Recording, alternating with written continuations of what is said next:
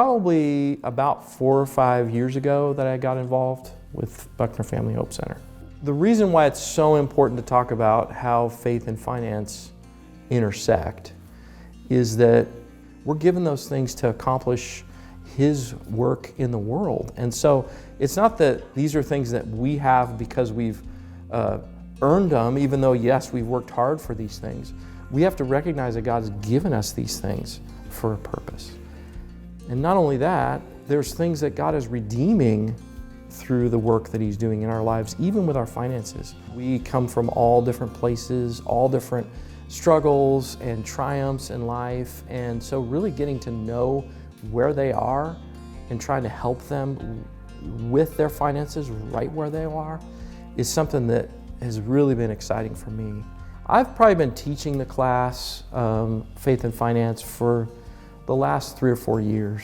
I really like to make classes interactive, and so we had to work hard at doing that during virtual time, whether it's learning to speak English, whether it's dealing with going and getting an education or going and getting a job, or like with some of the work that I do, dealing with how to do a budget, how to figure that out. Just the nitty-gritty, everyday life stuff that not only is important in terms of strategy and practice, but is also as important in terms of connecting you with other people and connecting you into what it is that God's called you to in the world is really important. I've been the pastor of our church here in Longview for 7 years now.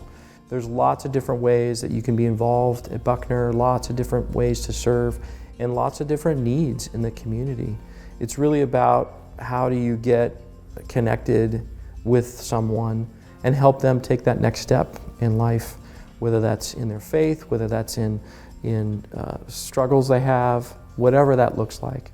Just step in, get involved, help somebody.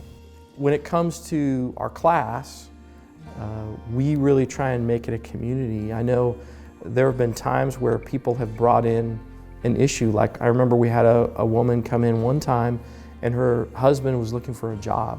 All the class members around started thinking about and talking about, have you looked here, have you tried there? And she walked away from that class with several contacts of places where he could go. And it's like that with the classes. It really is a community where we say, how do we help you? How do we together do this? So how I see this class benefiting Longview as a whole is I really think that what we're talking about when it comes to generational poverty is something that just has to be stepped into.